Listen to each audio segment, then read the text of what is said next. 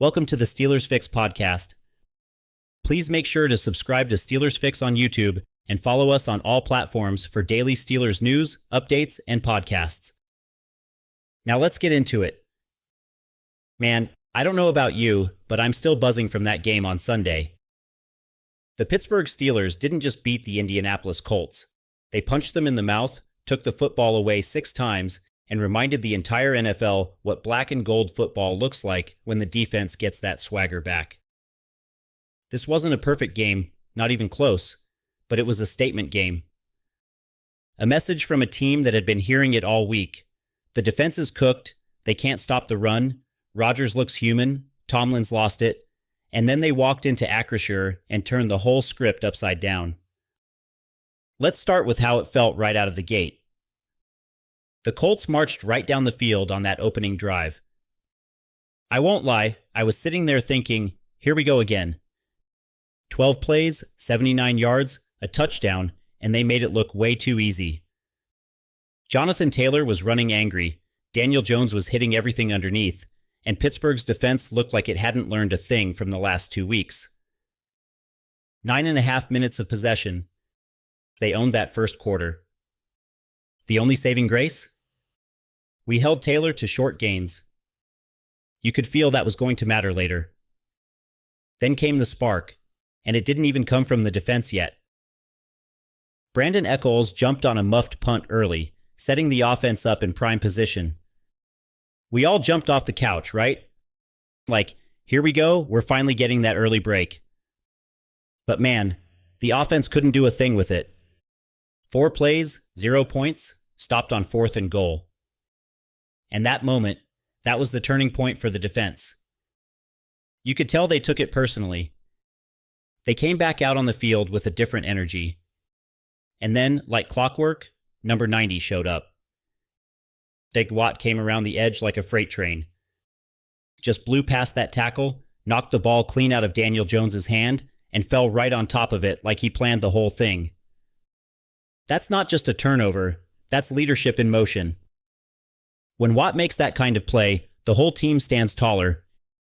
And sure enough, a couple plays later, Jaylen Warren punched it in for his first rushing touchdown of the season. 16 carries, 31 yards total, but both of his touchdowns were straight-up muscle runs. Gritty, tough, downhill football. And that's what we needed. A spark, a jolt, a reminder that this team can hit back. Then boom, it happened again. Next Indy drive, Payton Wilson jumped a route like he knew it was coming. Picked Jones clean, returned it deep into Colts territory, and you could feel the stadium about to explode. And Rodgers, cool as ever, wasted no time. 2 plays later, he hit Freiermuth on a 12-yard dart right over the middle. Touchdown. Steelers up 14-7. A complete momentum shift, man. That's the kind of swing we haven't seen since week 1. And you know what stood out? The energy. The sideline came alive. Rodgers was laughing with Tomlin, Watt was barking at the Colts sideline, and Payton Wilson, that rookie, looked like he'd been leading that defense for years. You could just tell this wasn't going to be another meltdown. Now, I've got to say something about Jaylen Warren. This dude has carried the offense all year, no rushing touchdowns until today, and then he goes out there and scores twice when it mattered most. That's poetic. The stats don't show his heart. Every run is a fight for 2 extra yards. And behind an offensive line that's finally starting to protect Rodgers, he kept drives alive just long enough for the defense to keep feasting. Meanwhile, the Colts, you could see them starting to crack. Jones started holding the ball longer. Taylor couldn't find a hole. And the Steelers' front 7 smelled blood. Every possession, they were collapsing that pocket just a little faster. That's when you know the rhythm's gone. Then came Boswell, automatic as always, drilling that field goal to make it 17-7 at halftime. And I don't know about you, but I had flashbacks to last week against Green Bay. Same story. 2-score lead, momentum, crowd rocking, and then it fell apart. But this one felt different. You could sense it in how the guys were carrying themselves. No panic, no slumped shoulders. They were locked in. Cam Heyward was hyping up the bench, shouting at guys to stay hungry. Tomlin had that smirk like he already knew the second half was going to be their masterpiece. And let's talk about Rodgers for a second. Not flashy, but man, steady as hell. 25 completions, 203 yards, 1 touchdown, 0 turnovers. It's like he knew the assignment. Don't force it. Trust the defense.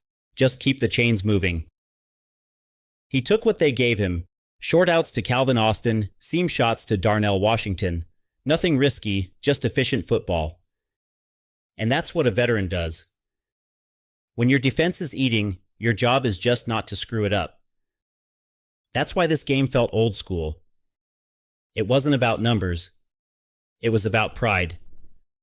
About responding after 2 bad weeks and proving that this defense, this entire team, still belongs in the AFC conversation. Because look, the Colts came in hot. 7-1, leading the league in almost every offensive stat, Jonathan Taylor on pace for another Triple Crown season, and Pittsburgh shut that down. Held Taylor to 45 yards. No explosive plays. Nothing easy? That's what elite defenses do. They take away your identity and make you play left-handed. So as the first half wrapped up, it wasn't just the score that mattered, it was the body language. The Colts were second-guessing everything. Jones was shaking his head after every incompletion. Taylor was frustrated. And the Steelers? They walked off the field with that quiet swagger that says, "We're back." That's your first half, and it set the tone for everything that came next. The defense was cooking, Rodgers was in control, and the whole vibe felt like we just flipped the season right back around. Stick around, because the second half, that's where this thing really took off. Here we go. Steelers football, the way it's supposed to look. The Steelers came out of halftime up 17-7, and you could tell from the first snap that the defense wasn't done making statements. That first Indy drive of the third quarter, they tried to get Jonathan Taylor going again, but every time he hit the hole, someone was already there. Watt, Heyward, Wilson, you name it. It felt like the entire defense was playing downhill. And that's when you knew they weren't going to give the Colts a chance to climb back. Then came another big moment. And man, this was one of those jump-out-of-your-seat plays. Early in the fourth quarter, Payton Wilson got up and batted a Daniel Jones pass at the line. The ball floated in slow motion, and right there, rookie Jack Sawyer dove and came up with it. First career interception, and Acrisure went wild. That pick set up Jaylen Warren's second rushing touchdown of the day. This dude hadn't scored all year, and suddenly he's got 2 on the board, carrying the load when the team needed it most. And the best part? Every point up to that moment had come off turnovers. That's Steelers football, plain and simple. At that point, the score was 24-10, and you could feel the shift, not just on the field, but in the energy. The crowd started chanting, "Here we go, Steelers." The defense was dancing, and Rodgers was calm, surgical, totally in control. He knew he didn't need to be a hero. He just needed to keep the ball safe and let the defense do what it was built to do. That's what veteran quarterbacks understand. It's not about stats, it's about tempo, about managing the storm. But credit the Colts, they didn't fold. Jones fought back with a field goal drive to make it 24-13, and you could see Indy trying to chip away. They went no huddle, tried to wear the defense down, but it didn't matter. Every snap, the rush got there faster. Alex Highsmith was relentless. He came flying off the edge, got to Jones, and forced another fumble. And who jumped on it? Rookie Derrick Harmon? That's the future right there. Young guys making big-time plays. Boswell came through again after that fumble, adding 3 more points to make it 27-13. That drive right there basically sealed it. 24 of Pittsburgh's 27 points came off turnovers. You can't script that better if you tried.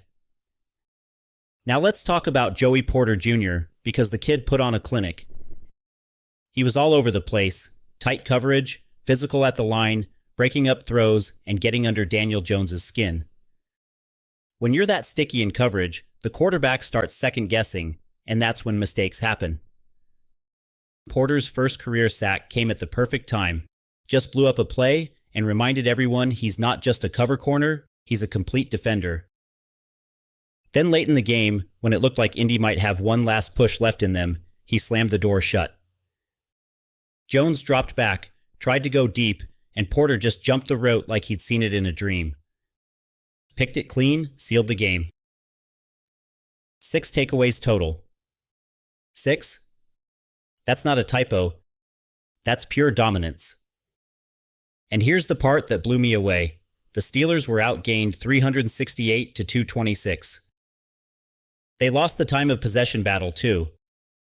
But none of that mattered, because every time the Colts started to move the ball, the defense took it right back. That's the kind of performance that changes seasons. And you can't overlook the new guy, Kyle Duggar.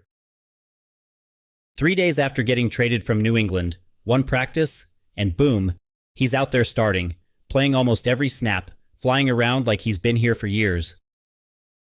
Tomlin gave him the game ball, and you know what? He earned it. That's next man up culture in action. When you come to Pittsburgh, you don't just fill a role, you join a standard. And Duggar got it instantly. Now I've got to mention Jalen Ramsey too, not for a highlight play, but for what he did the night before. Aaron Rodgers said Ramsey spoke to the team at the hotel on Saturday night. That's not something every player can do, standing in front of a room full of pros and giving them words that actually hit. Rodgers said it changed the energy of the locker room. You could see it Sunday, this team wasn't just fired up, they were unified. That's the thing people outside Pittsburgh never get. This isn't a roster, it's a culture. You wear that logo, you carry the weight of the history that comes with it, from Lambert to Polamalu to Watt. And when you lose 2 in a row, especially the way they lost to Cincy and Green Bay, it stings deep. That's why this win mattered so much. Not just to stay on top of the AFC North, but to remind everyone, including themselves, what kind of football team they really are. So when the clock finally hit 0, you could see it on their faces. Relief, pride, confidence. All rolled into one. Guys were hugging on the sideline. Rodgers had that quiet smile. Tomlin was just nodding like, yep, that's who we are. It wasn't pretty, but it was Pittsburgh. Tough, gritty, and fearless. As the fans filed out of Acrisure, you could hear it echoing. Here we go, Steelers. That sound hits different after a game like this. After the heartbreak, the criticism, the doubt, this one meant more. And that, my friends, is what makes being a Steelers fan special. We don't flinch, we don't quit, and when our team gets knocked down, they get right back up swinging. The defense brought it back. The swagger's back. And next week, the Chargers are about to find out what happens when this team smells blood. Here we go. You could feel it in the post-game interviews, man. Cam Heyward, standing at the podium, voice calm but full of pride, talking about how this team responded to adversity. He said it best. I thought there was fight from the entire group. And you could tell it wasn't just words. This wasn't a lucky win. This was a message. A reminder that when you wear black and gold, you're never out of it. Mike Tomlin's presser was classic Tomlin. He walked in, nodded, and said, "We weren't perfect in any phase, but we fought." That's vintage, man. You could feel the respect in that room. Reporters who've covered him for years knew this wasn't just another win. It was a cultural reset. After 2 ugly weeks, after getting dragged all over social media, his guys went out there and fought for him, for the logo, for each other. That's leadership that can't be taught. And can we talk about Payton Wilson one more time? 12 tackles, a pick, 2 pass breakups, and he caused one of those other interceptions by just being a menace in coverage. He was flying around like a vet, man. Every week he gets better. That's the future of this defense. You pair him with Watt, Highsmith, and Joey Porter Jr. That's a foundation you can win with for a long time. Speaking of Watt, that strip sack in the second quarter might have saved the season. When he made that play, it didn't just turn the game, it reignited the whole identity of this defense. You could feel it. From that moment on, they were hunting again. Every snap was chaos. Every pressure felt personal. That's what the Steelers are built on. Violence at the line of scrimmage, disruption, turnovers. That's the standard. Now look, Rodgers wasn't lighting up the scoreboard, but he didn't need to. This game was about playing smart, trusting your defense, and controlling the moment. He took hits, made throws when it mattered, and never gave the ball away. That's championship caliber composure. He's not trying to be the old Aaron Rodgers. He's just trying to be the leader this team needs right now. And let's give some love to the fans. The atmosphere at Acrisure was unreal. The terrible towels were out from kickoff to the final whistle. Every defensive snap felt like third down in the playoffs. You could see it on the players' faces. That crowd fed them. And after the last pick, when Porter Jr. came down with that ball, it was pure joy. That sound, that roar, that's what Pittsburgh football is all about. So now the Steelers sit at 5-3, still on top of the AFC North, and the message to the rest of the division is simple. We're not going anywhere. This team found its heartbeat again, and it came from the side of the ball that's always defined this city, defense. If this version of the Steelers shows up week after week, they can hang with anybody. Because when the takeaways start rolling, when that pass rush is in rhythm, and when Rodgers is keeping the offense calm, this team can go toe-to-toe with anyone. Next week, it's the Los Angeles Chargers, and you better believe they've been watching this tape all week, seeing Watt and Highsmith living in the backfield. If this defense travels, that's another W waiting to happen. And if the offense keeps building on this chemistry, this midseason stretch could be where the Steelers start making their run. So breathe easy, Steelers Nation. The slump is over. The identity is back. And this team? They're just getting started. Thanks for tuning in to the SteelersFix Podcast. Please make sure to subscribe to SteelersFix on YouTube and follow us on all platforms for daily Steelers updates, recaps, and podcasts. Until next time, this is SteelersFix signing off. Here we go.